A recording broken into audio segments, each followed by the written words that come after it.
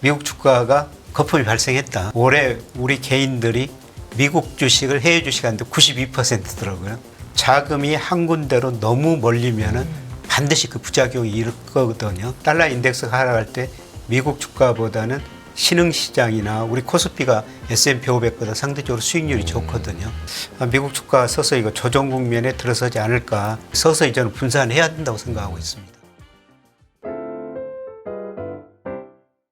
돌발 변수에 따른 금융시장 혼란, 교수님께서는 여러 차례 경험을 하셨으리라 생각이 듭니다. 여러 가지 이슈들이 있었을 텐데요. 12월 금융시장 특히 좀 어떻게 바라보고 계신지 먼저 좀 여쭤볼게요.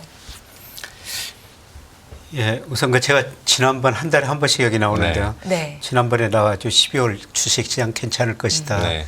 이런 말씀을 드렸습니다만은 또 예, 탄핵, 비상겸 이런 네. 것들이 있어가지고 거의 아무도 예상치 못한 그러니까요. 사건이었으니까 네. 이게.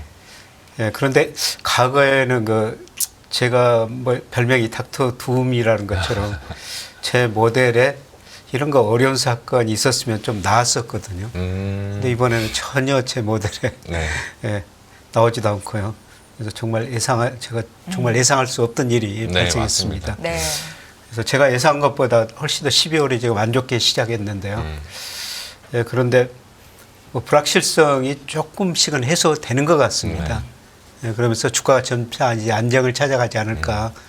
물론 1월 한 달도 조금 더 불확실성이 남아있죠. 미국과 트럼프 2기가 시작되면서 우리나라한테 어떤 걸 요구할까. 네. 그것도 남아있고요. 예, 그 다음에 아직도 그 탄핵 문제 불확실성이 여전히 남아있거든요. 그래서 앞으로 한 달 정도가 좀 고비가 되지 않을까 그렇게 생각이 됩니다. 예, 그래서 지금 우리나라 증시 보면은 2,300대 한번 갔다가 네. 2,500 다시 올라왔다 지금 좀 요동을 치면서 그래도 오늘 지수가 코스피가 1% 넘게 반등하고 또 외국인들도 샀는데 이제 저희가 이제 정말 그 2,300대가 사실상의 올해 마지막으로 봤던 저점이었고 예. 이제 저희가 지금 바닥 영역에서 이제 확인하고 올라갈 일만 좀 남았다라고 좀 보면 될까요? 시차나 각도의 문제는 있을지언정 지금 지수대가 바닥이다라고 봐도 될까요? 예, 거의 바닥에 근접한 것 같습니다. 물론 저는 1월에는 조금 더 조정을 거칠 수 있다고 생각해요. 네. 예, 그런데 그 밑으로 떨어지는 게 아니라 네. 예, 좀 지루한 조정. 아까 말씀드렸습니다. 미국 불확실성, 그다음에 네. 우리 아직 국내 정치 불확실성 아직 해소 안 됐거든요. 네. 예, 그리고 제가 가장 우려하는 게 예, 중국이 미국 관세 부과에 따라 어떻게 대응할 것인가. 네. 위안화를 절하시키면서 대응할 수가 있거든요. 네. 예. 예, 그러면 우리 환율이 오르면서 그런 기대가 있다면 외국인이 조금 더 팔 수 있는 것 같습니다. 이런 의미에서 앞으로 한 달 정도가 어떻게 생각하면 내년 전체를 보면 주식을 싸게 살 수 있는 기회가 아닌가 이렇게 생각합니다. 올해 코스피가 평균이가 2,638 정도 되더라고요. 지금 생각해보면 되게 높은 지수대네요. 예, 7월까지 그래도 네. 괜찮았으니까요. 예, 그리고 8월 이후로 주시장이 계속 안 좋았습니다만 내년에도 최소한 저는 평균 주가가 2,630원 되리라고 보고 있어요. 예, 그러면 지금 주가는 싸다고 그렇죠. 볼 수가 있겠죠. 지금 시점에서 대략 그래도 10%는 저희가 기대해 볼 수 있는 예, 수익률이 그렇습니다. 발생하네요. 예, 예. 네. 평균이 2,630이니까 상하 5%, 10% 네. 움직일 수가 있으니까요. 예, 지금 지수 때는 좀 싸다. 저는 그렇게 평가하고 있습니다. 네. 앞서서 이제 변수 중에 하나로 위안화 환율의 평가 절하를 말씀을 하셨는데 지금 외국인들이 계속 국내 장에서 파는 이유도 좀 연관성이 있다 이렇게 보시는 거예요, 교수님? 예. 우선 국내 정치 불안이고요. 네. 제가 애국계에 근무하시는 분들하고 얼마 전에 모임을 한번 가졌었어요. 네. 예, 그런데 그분들이 공통적으로 하는 이야기가 외국인들이 보기에 역시 한국은 신흥시장이다. 이번에 세계 채권지수 선진국에 편입했지 맞죠. 않습니까? 국제지수. 예, 그러면서 좀 기대를 했는데 이번 사태로 여전히 한국은 신흥시장이다. 외국인 인식이 다시 굳어져 버렸다는 겁니다. 예, 그리고 최근에 선진국 주식형 펀드로는 돈이 들어오지만은 네. 신흥국 시장에서는 계속 돈이 빠져나갑니다. 네. 우리도 신흥국에 속해 있으니까 외국인들이 더 팔 수밖에 없고요. 네. 예, 그리고 외국인들이 7월까지 샀거든요. 그렇죠. 엄청나게 8월부터 샀죠. 네. 팔기 시작했죠. 이 그림 보시면 이거는 그 외국인 누적 순매수인데 7월까지는 코스피 시장에서 계속 샀어요. 네. 예, 그런데 그 8월부터 계속 팔고 있는데 왜 8월일까? 네. 중요한 요인이 하나 있습니다. OECD에서 각국의 선행지수를 작성해서 발표하는데요. 네. 우리나라 선행지수가 작년 2월에 저점이었거든요. 그런데 7월에 정점을 치고 계속 하락하고 있어요. 다른 나라는 아직도 미국도 상승하고 네, 있고, 미국이 다 좋은 것 같았어요. 예, G20 국가 선행지수, G7 뭐 다 상승하고 있거든요. 그래서 우리나라만 하락하고 있습니다. 예, 그걸 보고 외국인들이 한국 경제에 대해서 조금 비관적인 전망을 하고 8월부터 주식을 계속 팔았지 않느냐, 예, 그렇게 생각이 됩니다. 아, 그러면은 저희 우리나라는 그러면 선행지수가 다시 이제 한 사이클 돌면서 바닥 확인하고 올라가는 시점은 대략 저희가 어느 정도로 추정을 하면 될까요? 요새 사이클이 굉장히 짧게 나타나더라고요. 네, 작년 네. 2월 저점인데 월법 7월에 고점이니까 그렇죠. 뭐 1년 조금 더 지났으면 과거에는 이렇게 짧은 적이 저 없거든요. 2년이 막 이렇게 갔던 예, 것 경기 같은데. 확장 국면이 네. 가고 평균이 한 33개월 정도 됐어요. 근데 이번에는 너무 짧은데요. 근데 제가 전망해 보면은 그게 내년 9월에 저점이 나옵니다. 아. 예. 내년 9월에 경기 지수가 저점이면은 그래도 행복 캐롤을 돌려보면 주식시장은 좀 빨리 반영하니까 예, 그렇죠. 뭐 한 4, 5월, 6월 이 정도가 저희가 한번 바닥 확인하러 가는 시기가 예. 되겠네요. 그리고 최근에 그 주가가 많이 떨어졌지만 선행지수 하락한 것 비해서 주가는 또 너무 많이 떨어졌어요. 네. 예, 그러니까 선행지수 하락하고 있지만은 그 선행지수하고 우리 코스피하고 괴리가 밑으로 너무 커져 버렸거든요. 그러니까 이게 좁혀져야 되죠. 네. 그래서 지금 뭐 추세적으로 오른다, 선행지수가 하락하는 국면이니까 예, 그런 말씀은 드릴 수가 없습니다만은 그래도 코스피가 지나치게 저평가되니까 제자리 가는 데까지는 어느 정도는 오를 거라는 겁니다. 그럼 어떻게 보면 이제 경기나 우리나라 그 펀더멘털에 비해서 주식시장이 좀 과도하게 그 하락 쪽으로 반응했다라고 말씀하시는 것 같은데 예. 그 외국인도 앞으로 뭐 팔긴 팔더라도 저희가 8월 달부터 이 엄청난 스피드로 팔았던 거에 비해서는 좀 더 덜 팔지 않을까라는 예, 좀 저는 생각도 뭐 해보거든요. 이제 그 덜팔이라고 보고 있습니다. 네. 아마 2월부터는 저는 순매수하지 않을까. 예, 우리 코스피도 그 저평가됐고요. 뭐 환율 잠깐 말씀드렸습니다만 환율이 여기서 더 오를 겁니다. 아마 뭐 환율도 더 오르면은 또 원화 가치도 지나치게 저평가됐거든요. 네. 예, 그러면은 이렇게 생각하는 외국인들이 한국의 그 정치적 불확실성만 뭐 2, 3월 가면 많이 해소되지 않겠어요? 물론 또 뭐 탄핵이 기각되든지 네. 또 불확실성이 더 커질 수도 있는데요. 네. 예, 저는 그럴 확률보다는 뭐 불확실성이 좀 해소될 확률이 좀 높다고 보고 있습니다. 그래서 아마 그동안 8월부터 많이 팔았는데 이제 파는 규모가 줄어들고 네. 뭐 2월부터는 서서히 다시 사지 않을까 그렇게 생각됩니다. 거의 지금 거의 4개월 반 동안 20조를 팔았는데 예. 진짜 인간적으로 이제 좀 덜 팔아야 되지 않나 싶어가지고 그냥 여쭤봤습니다. 네. 외국인들이 국내 증시를 판다는 건 사실 삼성전자를 판다는 것과 일맥상통할 것 같은데요. 삼성전자 시가총액이 연고점에 비해서 200조가 증발했다고 하더라고요, 교수님. 예. 삼성전자의 주가도 역시 바닥을 다지고 조금 매수를 기대해 볼 수도 있는 시점이 다가오고 있습니까? 삼성전자 지금 내부적으로 좀 문제가 많죠. 네. 예, 파운드리 TSMC한테 밀리고 HBM 하이닉스한테 밀리고 제가 지난번에 그 산무원이란 말씀을 네. 이 방송에서 드렸습니다만 네. 뭐 조직 문화도 문제가 많은 것 같아요. 예, 그런데 그런 것들을 이제 삼성전자가 조금 깨닫고 뭐 올바른 방향으로 좀 나가고 뭐 3일간 지금 뭐 대책 회의하고 있다고 그러지 네. 않습니까? 어떤 방안이 나올 것 같고요. 예, 그리고 지난번에 이 그래프를 제가 보여드렸었습니다. 예, 삼성전자하고 우리나라 반도체 수출 금액인데요. 삼성전자 주가가 반도체 수출 금액에 한 3개월 정도 선행을 해요. 삼성전자 주가가 먼저 떨어지고 반도체 수출 금액도 지금 줄어들고 있죠. 예, 그런데 이 반도체 수출 금액이 제가 예상해 보니까 물론 제 모델 가지고 예상한 겁니다만은 네. 내년 1분기에 저점이 나와요. 예, 그러면 3개월 선행성을 고려하면은 네. 이 반도체 수출 금액으로 본다면은 예, 지금 제가 오늘 삼성전자 주가 이거 월말 지수고요. 네. 12월에 오늘 지수를 넣었어요. 조금 많이 방향 내려왔네요, 진짜. 트는 네. 모습이 나타나고 있지 않습니까? 네.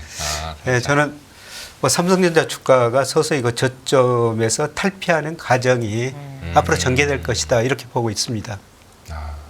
그 내년도 1분기, 2분기 사이가 반도체 수출 저점이면은 그래도 정말 올해 우리나라 시장 하반기 때 겪었던 것보다는 내년도 확실히 더 나은 환경이 제공이 되겠네요. 시장 예, 전체적으로. 그렇습니다. 예, 사실 우리 수출 중에서 반도체가 거의 비중이 22%니까요. 네. 뭐 최근 자동차가 별로 안 좋죠. 네. 예, 여기다가 반도체도 수출 증가세가 이렇게 둔화되니까 우리 수출 증가율이 낮아지면서 모든 연구기관에서 올해 경제 성장, 내년 경제 성장을 전망치 낮춘대요. 저는 뭐 AI 거대한 혁명은 추세라고 보고 있거든요. 예, 계속 반도체 수요는 늘어나리라고 보고 있어요. 네. 예, 그래서 아마 내년 반도체 수출 금액이 1분기를 저점으로 뭐 변동성 크지만은 추세적으로는 서서히 올라가지 않을까 그렇게 전망하고 있습니다. 이런 의미에서 보면은 뭐 삼성전자 주가도 뭐 더 이상 하락보다는 상승할 확률이 좀 높다 그렇게 보고 있습니다.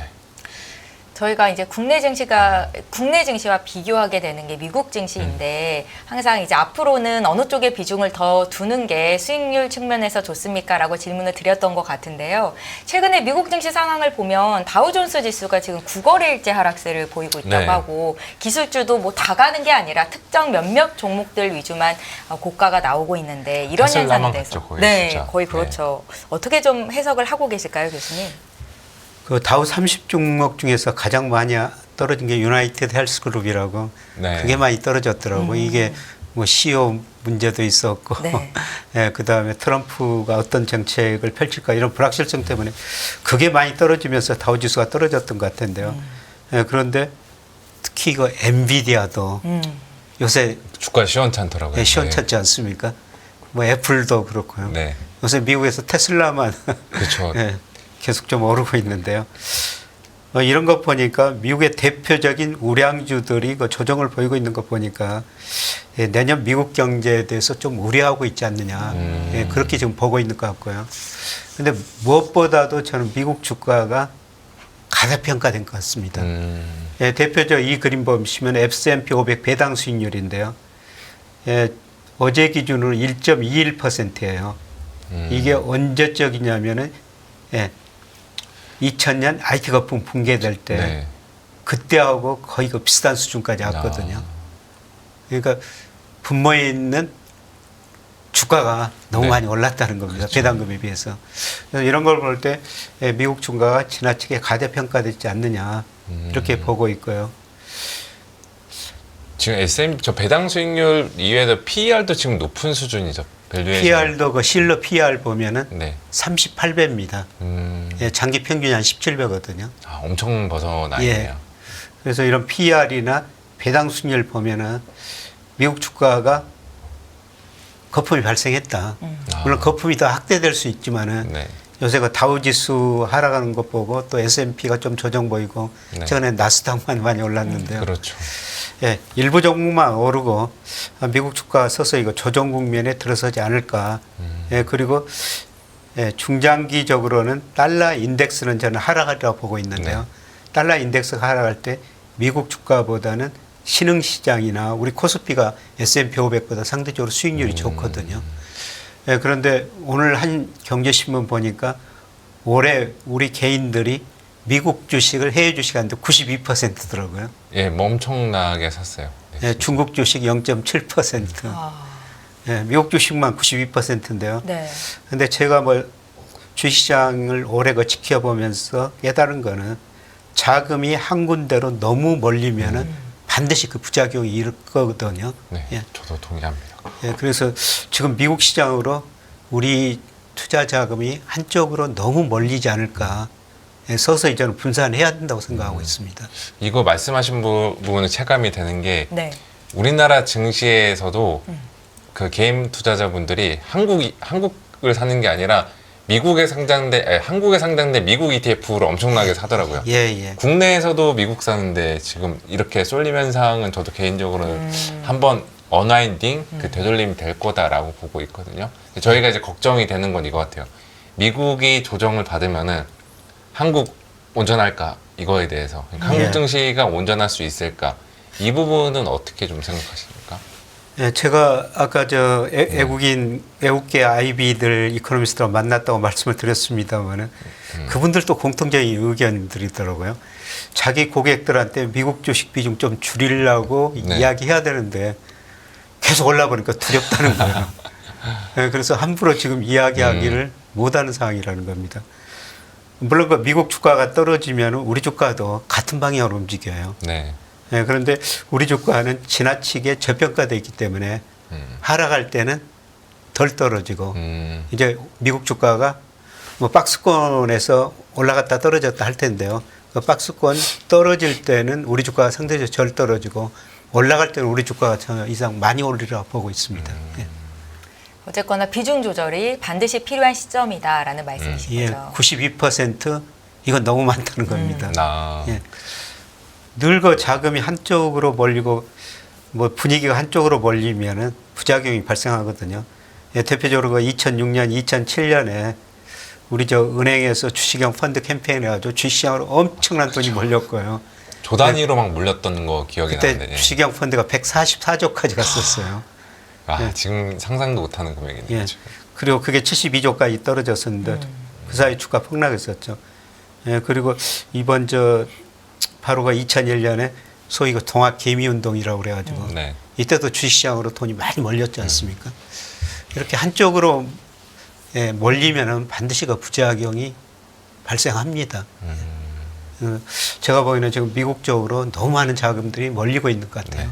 예, 조금 분산해야 될 것 같습니다. 그 제가 또 하나 궁금한 게 이제 환율인데 저희 비상계엄 사태가 터지기 이전에 코스피 지수가 2,500이었고 지금 코스피 지수는 어느 정도 회복이 많이 네. 됐잖아요. 그런데 환율은 여전히 1,430 네. 오늘 후반대까지 좀 올라온 것 같습니다. 이걸 뉴 노멀로 받아들여서 이 수준에서 이제 앞으로 대응 전략을 짜야 되는 건지 교수님 의견이 좀 필요할 것 같습니다. 뭐 당분간 저 환율이 좀 더 오를 것 같습니다. 예, 지금 뭐 1,440원 근접했는데요. 네. 얼마까지 대략 그 보세요? 예, 저는 뭐 한 상한선을 1,480원 정도 이 정도 보는데요. 와, 그건 2022년 때보다 거의 높게 올라간 것 같은데. 와. 예, 그런데 그게 일시적이라고 보는데요. 예, 제가 그렇게 보는 거는 이 그림 보면은 예, 달러 인덱스가 선진국에 대해서는 계속 100에서 110 사이 조정인데요. 신흥시장에서 달러 인덱스가 계속 오르거든요. 예, 신흥시장 환율이 예, 계속 가치가 떨어지고 있다는 것입니다. 예, 그런데 제가 아까 말씀드렸습니다마는 중국 위안화 문제예요. 예, 트럼프가 예를 들어서 중국의 관세를 60% 부과하겠다고 그랬는데요. 중국이 그에 맞대응해가지고 예를 들어서 극단적인 경우입니다. 위안화를 60% 절하시켜버리면은 다 상쇄되는 거예요. 상쇄돼 버리거든요. 네. 뭐 그런 가능성은 낮습니다. 얼떨땐 위안화를 절하시킬 거라는 겁니다. 그런데 우리 환율은 위안 달러하고 거의 방향이 같아요. 예를 들어서 국제결제은행에서 우리나라 실질 실효환율 계산하면서 적정환율을 계산하는데요. 중국 비중이 무려 32%입니다. 미국 비중 13%밖에 안 돼요. 이게 왜 이렇게 연동이 강한 거예요? 우리나라랑 위안화? 중국 의존도가 높기 때문에. 그래서 우리나라 수출 중에서 중국 비중이 한때 27%까지 갔었어요. 네. 2018년에. 근데 떨어져가지고 지금 20% 안팎인데요. 네. 중국 의존도가 너무 높다 보니까 예, 그래서 아마 분명히 그 트럼프는 60% 관세는 중국한테 부과하지 않을 텐데요. 어느 정도 부과하게 될 겁니다. 네. 예, 그러면 어쩔 수 없이 중국이 내수를 부양하기도 하겠지만은 위안화를 좀 절하시킬 수밖에 없다는 거죠. 그래서 지금 위안 달러 환율이 7.27인데요. 네. 이게 아마 1월 말쯤 가면은 7.5를 넘어설 수가 있어요. 예, 그렇게 되면은 우리 환율도 뭐 1,450원을 좀 넘어설 수가 있을 것 같습니다. 이게 이제 가장 좀 불안한 요인 것 같아요. 네. 뭐 다른 요인은 우리 경상수지 계속 흑자 900억 달러 이상 나오고요. 예, 그다음에 우리 금리는 미리서 떨어져 좀 반등하고 있거든요. 네. 미국은 지금 금리가 좀 더 떨어질 가능성이 없습니다. 그래서 우리나라 미국 금리차 축소되고 있고요. 지금 위안 달러가 어떻게 될 것인가, 중국이 위안화를 어떻게 시킬 것인가, 예, 그게 앞으로 한 달 사이에 가장 우리가 관심을 가지셔야 될 것 같습니다. 이것도 한번 또 질문 드려보고 싶은 게 있는데 네. 지금 중국의 국채 금리가 거의 역사상 최저점 수준을 가고 있는 것도 그만큼 중국에 대한 저희 그 경기 모멘텀들이 안 살아나는 것도 반영이 된 건가요? 그게 또 위안화에 영향을 주고 있는 것 같아서. 예, 맞습니다. 중국보 10년 국제 수익률이 거의 1.7% 네. 정도 되더라고요.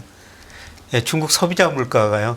올 이거 1월에서 11월까지 보니까 0.3% 상승이 그쳤어요. 진짜 안 예, 살아나는. 그동안 다른 나라는 다 인플레를 걱정했는데 네. 예, 중국은 디플레를 걱정하고 있지 않습니까? 예, 그런데 그만큼 물가 상승률이 낮기 때문에 중국은 돈을 풀어가지고 내수를 부양할 수가 있다는 것이죠. 네.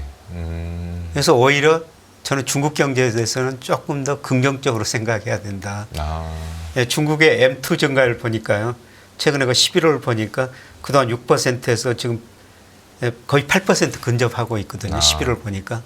이제 중국이 돈을 더 풀기 시작했다는 것입니다. 그렇죠. 앞으로도 더 풀 거고요. 예, 더 네. 풀고요. 예, 그래서 그렇게 되면은 예, 중국이 미국 그 관세 부과에 대해서 위안화 저라도 대응하지만은 상대 수출이 안 되면은 내수를 부양할 수밖에 없거든요. 그래서 앞으로 중국 정부, 중국 중앙은행이 적극적 재정 정책, 통화 정책을 펼치리라 보고 있어요. 중국에 대해서는 오히려 지금 또 긍정적인 방향으로 네. 생각해야 된다. 네, 그리고 우리 수출 보면은 저는 세계 경제 흐름을 알 수가 있는데요. 중국 비중이 2018년에 27%였는데 올가 1월에서 11월까지 보니까 19.6% 네. 계속 떨어졌어요. 네, 그런데 10월, 11월 두 달 통계만 보면은 우리 수출에서 미국 비중은 축소되고 중국 비중은 다시 늘어나고 있거든요. 네, 저는 수출 보고 세계 경제 흐름을 판단하는데요. 10월, 11월 통계를 보면서 야, 미국은 이제 소비 중심으로 성장이 좀 둔화되고 있구나. 중국은 최악의 상황에서 벗어나고 있구나. 우리 수출에서 그런 통계가 나타나고 있는 것 같습니다. 한국이 중국한테 수출을 많이 한다라는 거는 중국 입장에서 물건 갖고 와 수입에 대한 수요가 늘어난다라고 보면 되는 거죠, 그러니까. 예. 예, 사실 우리가 중국으로 수출하는 것은 최종 소비재는 별로 안 되고요. 네. 중간재가 70% 이상이에요. 예, 특히 우리가 반도체 수출 금액의 50% 이상이 중국, 홍콩으로 가거든요. 사실 올해 반도체 수출이 잘 됐던 거는 중국, 홍콩으로 수출이 잘 됐기 때문입니다. 네. 근데 그걸 또 미국이 좀 규제한다고 그러니까 앞으로 어떻게 될지 모르겠습니다만은 예. 어떻든 우리 수출만 보면은 지난 5년 동안 좋았던 미국 경제는 좀 둔화된 조짐이 나타나고요. 지난 5년 동안 굉장히 어려웠던 중국 경제는 조금 개선될 조짐이 나타나고 있다는 겁니다. 우리의 중국 의존도가 높기 때문에 위안화가 변수가 될 수 있다라는 말씀을 주신 거고요. 이제 우리 얘기를 좀 해보고 싶은데 뛰는 환율에 수입 물가가 두 달째 상승세입니다. 우리 물가는 좀 잘 잡힐 수 있을까요, 교수님?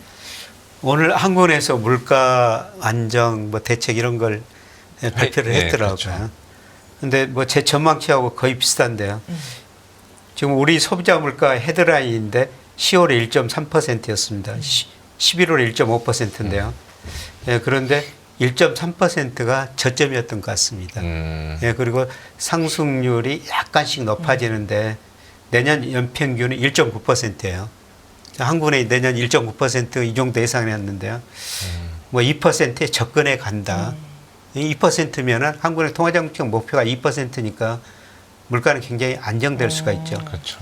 물론 여기서 이제 환율이 급등해 버리거나 뭐 글로벌 금융시장 또 뭐 중동 사태가 악화돼 가지고 국제 유가 같은 게 오르면요. 뭐 이보다 더 오를 수가 있죠. 예, 그런데 저는 물가는 안정이다.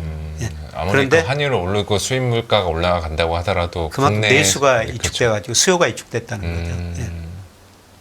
그럼 내년에도 하나는 저희가 올해 뭐 가을이나 여름까지 생각했던 것보다 좀 더 인하 기조를 가져갈 수가 있겠네요. 그러니까. 예.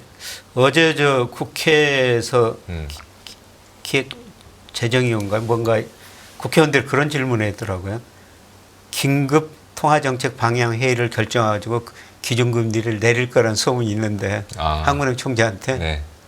어떨 거냐 이렇게 질문하니까 한국은행 총재가 그런 계획은 없다. 예.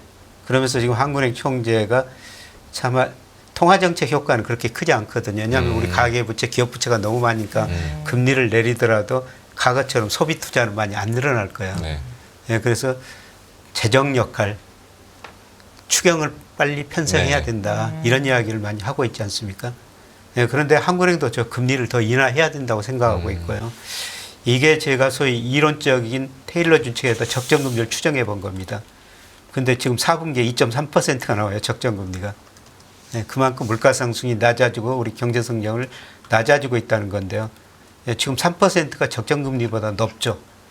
그래서 내년 당장 1월 15일인가요? 예, 또 통화정책 16일인가요? 통화정책 방향이가 결정되는데 1월 16일이네요. 예, 저는 거기서 금리 또 인하하리라고 보고 있습니다. 그 오늘 한은 총재님 그 외신 간담회에서 보니까 질문 중에 그 질문이 나왔더라고요. 예. 혹시 50bp 한은도 가능성 있냐? 비컷. 그러니까 그 아직은 아니지만 그 정도까지는 아니지만 데이터를 보겠다라고 이야기한 거는 저희가 그동안은 아예 한국은행한테는 50bp 인하를 기대조차 안 했는데 이 발언은 일말에 좀 기대감을 심어준 것 같거든요. 저는 저 우리 경제 물가 상승이 아니라 경제 성장을 보면요. 50pp 인하에도 전혀 한 번은 비컷 해도 그렇게. 비껏 해도 제가 적정금리 추정하면 네. 2.3%거든요. 네. 지금 3%니까 뭐 그거 해도 우리 경제력을 보면은 전혀 네. 문제될 거 없다. 아. 예, 그렇게 지금 보고 있습니다. 그- 오히려 그렇게 내리는 게 네. 우리 경제를 위해서 더 바람직스러워 보입니다. 어차피 그냥 뭐 여러 번 걸쳐서 내릴 바에 한 번에 좀 더 내리는 게 더 효과는 클 수 있겠다라는 말씀이신 거죠. 그리고 통화정책 이게 금리를 내리면 바로 경제에 영향을 미치는 게 아니라요. 그렇죠. 예, 제가 뭐 분석해 보니까 한 9개월에서 한 12개월 시차를 두고 뭐 소비, 생산 이런 거에 영향을 미치거든요. 예, 지금 불과 그 지난 11월에 한국은행이 올해 경제 성장률 2.2% 예상해 놨는데 지금 그것도 안 될 것이다. 그렇죠. 12월 지표들이 그만큼 악화되고 있다는 겁니다. 네. 예, 이런 걸 고려하면은 예, 저는 뭐 1월에 50bp 내려도 전혀 뭐 정상적인 것이다. 예, 그렇게 보고 있습니다. 네, 알겠습니다. 앞서서 현재 시장을 안정시키기 위해서는 통화정책보다는 재정정책이 필요하다라는 말씀을 하셨던 것 같은데 저성장 고착화를 우려하는 목소리가 크지 않습니까? 교수님 어떤 대책들이 좀 나와야 될까요? 우리가 구조적으로 예, 저성장 국면에 들어서고 있어요. 네. 한국은행에서 내일 그 우리 잠재 성장률 발표한다고 그러는데요. 예, 제가 추정해 보니까 지금 2%에서 1% 후반으로 진입하는 과정입니다.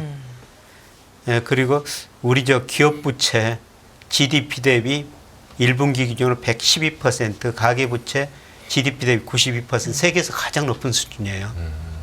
근데 이게 정부- 그럼 증가 속도도 작년도에 비해서 많이 더 늘어난 거예요? 증가율이나 이것도요? GDP에 비해서는 좀 줄어들고 있습니다. 아, 왜냐하면은 지금 정부가 가계부채 억제하고 있지 않습니까? 네네네네. 예, 그런데 올 그 3분기까지 명목 GDP는 한 6% 증가해 버렸어요. 그런데 가계부채는 한 2% 증가하다 보니까 네. 예, 보통 가계부채 비율이 얼마냐 하면 가계부채를 GDP로 나눈 거거든요. 명목 GDP. 이게 한때 97% 갔다가 지금 92%로 떨어졌고요. 아마 3분기 가면은 90% 이하로 떨어졌을 것 같습니다. 가계부채가 조정되고 있다는 것입니다.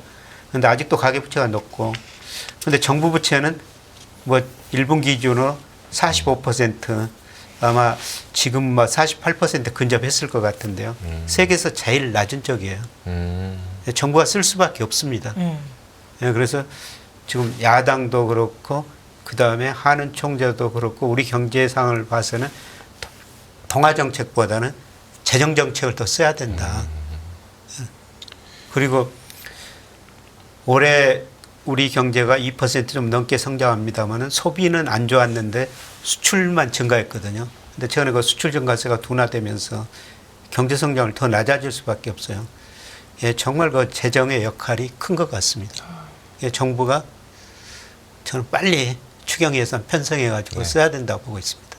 그래서 그만큼 사안이 이제 저희가 이전보다는 좀 안 좋아졌다라는 것들을 보여주는 그 대목 같은데 더군다나 이제 아까 잠깐 언급하셨지만 1월에 트럼프 이제 2기 출범하면은 또 관련된 불확실성과 리스크에 저희가 노출이 되잖아요. 예.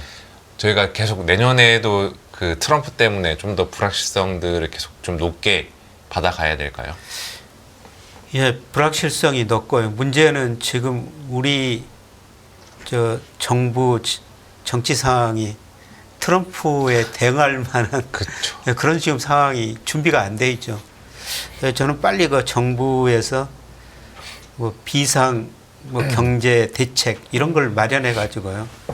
컨트롤 타워 같은 거 마련해 가지고 미국하고 협상해야 된다고 생각하고 있거든요. 트럼프가 우리한테 많은 걸 요구할 거예요. 네. 근데 우리가 줄 거는 줘야 되죠. 그렇죠. 그런데 우리 경제 봐가지고 또 저 선택해가지고 이거는 양보할 수 없다. 그런 식으로 협상을 해야 되는데 지금 우리 정치 정부 상황 보면은 참 안타깝습니다. 지금 약간 리더십 컨트롤 타워의 공백 이게 지금 발생한 게 맞죠? 저희가 인정을 그렇습니다. 해야 되는 거죠. 그 부분에 대해서. 이거는 뭐 누구나 다 걱정을 하고 있거든요. 네. 빨리 컨트롤 타워 만들어야 돼요. 그래서 협상을 해야 되는데 좀 아쉽습니다. 미국 쪽에서 트럼프 말고도 이제 내년도 연준의 통화 정책에 대해서도 많은 사람들이 이전보다는 좀 더 보수적인 전망을 많이 가져가고 있는 것 같아요. 내년도에 연준의 금리 인하의 속도나 강도가 저희가 이전에 바랬던 것보다는 좀 더 변화가 많이 생길까요, 저희? 지난 9월 것보다는 경제 성장률이 지금 생각보다 미국 경제 성장 둔화 속도가 예상보다 훨씬 더 좋거든요. 그래서 내년 그 전망치가 오히려 9월보다도 올라가 버릴 것 같아요. 그리고 점도표도 조금 위에다 점을 찍어 놓을 것 같습니다. 네네. 네, 그리고 중요한 거는 그 트럼프가 대통령이 되면 관세를 부과하겠다는 겁니다. 네. 관세 부과하면 물가가 오를 수밖에 없죠. 아마 내일 그 기자들이 파월 연준의장한테 질문할 텐데 그게 가장 핵심 질문일 것 같아요. 트럼프가 관세를 부과할 텐데 물가가 오르면은 당신은 통화 정책을 어떤 식으로 운영하겠느냐. 그런데요. 근데 저는 그 트럼프가 과연 선거 공약으로 내세웠던 중국의 관세 60% 나머지 국가에다 20% 관세를 부과할 것인가. 그건 협상력이라고 보고 있습니다.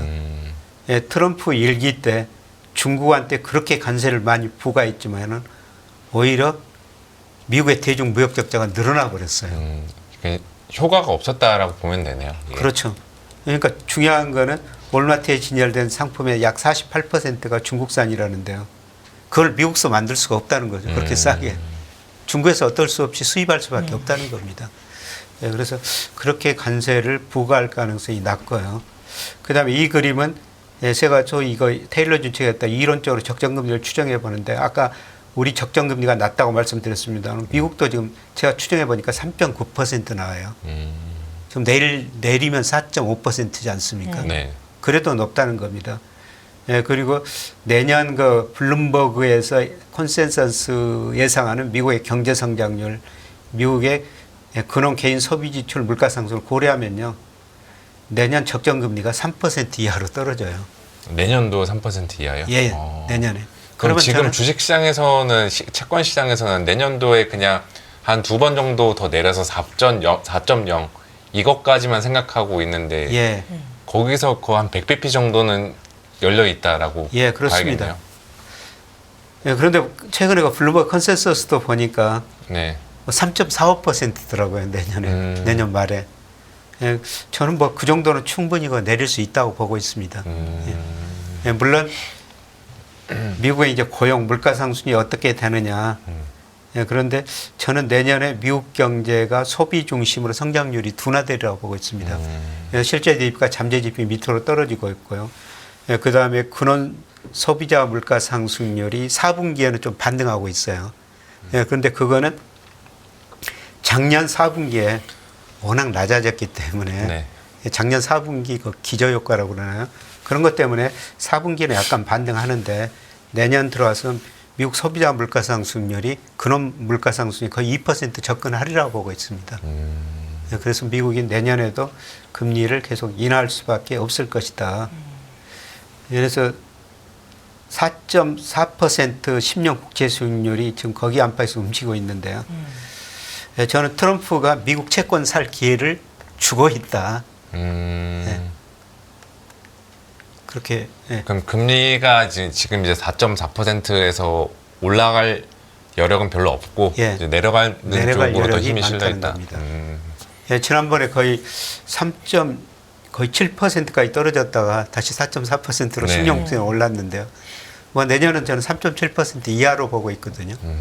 그러니까 환율을 고려해야 되는데 미국 채권 투자를 하셔도 좀 지금은 될 것 같습니다. 예. 네. 조금 일찍 사셨던 분들은 오히려 환매를 하시는 분들도 많다고 하더라고요. 지금 제가 보기에는 한매할 시기는 아니고요. 네. 오히려 내년까지 좀 지켜보시고 가지고 계시는 게 추가적으로 더 사셔도 괜찮을 것 같습니다. 네, 올해 마지막에 있는 FOMC 회의 결과 점도표 또 기자회견 내용은 내일 또 정리를 해보도록 하고요. 저희 이제 마지막으로 그러면 이제 연말을 맞아서 또 내년을 앞두고 투자 전략을 어떻게 좀 추리면 좋을지 교수님의 의견 들어보겠습니다. 예, 우리가 투자할 수 있는 자산이 채권, 뭐 주식, 뭐 부동산 이런 것들인데요. 네. 예, 제가 그동안 우리 채권사로 많이 말씀드렸습니다. 우리 금리는 이미 많이 떨어져 버렸어요. 시장 금리는. 그래서 우리 채권은 지금은 뭐 시세차익 누리시기는 힘들 것 같습니다. 예, 그리고 부동산도 예, 제가 전국 주택가격 평가해 보니까요. 한 15 내지 20% 예, 주택가격도 소득에 비해서 그다음에 PR 렌트에 비해서 그 평가할 수 있는 방법이 있거든요. 네. 한 15에서 20% 정도 가대평가됐어요. 그런데 제일 저평가된 게 우리 코스피라는 겁니다. 그래서 저는 내년 1월까지도 좀 지루한 조정 보이리라 보고 있어요. 네, 그런데 내년 뭐 1월, 2월 초에 제일 그 저평가된 주식 비중을 내년에는 더 늘려야 된다. 네, 그렇게 보고 있습니다. 네, 알겠습니다. 잘 알겠습니다. 오늘 일부 시간 여기까지 듣겠습니다. 지금까지 김영익 서강대 경제대학원 겸임 교수님과 함께했습니다. 말씀 잘 들었습니다. 네, 고맙습니다. 감사합니다. 안녕하세요. 이승입니다. 더 많은 영상을 보고 싶으신 분들은 화면 오른쪽에 있는 구독 버튼을 눌러주시기 바랍니다.